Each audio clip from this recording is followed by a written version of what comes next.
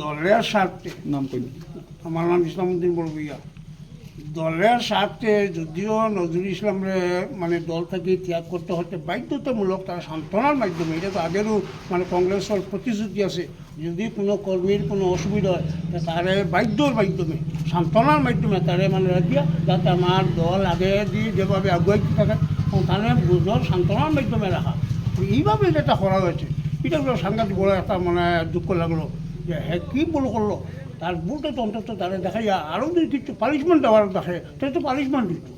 না তো তার এইরকম করলে তো পিস থেকে আমরা দল মানে সর্ব আমরা ক্ষমতা থেকে আমরা মানে বঞ্চিত হই,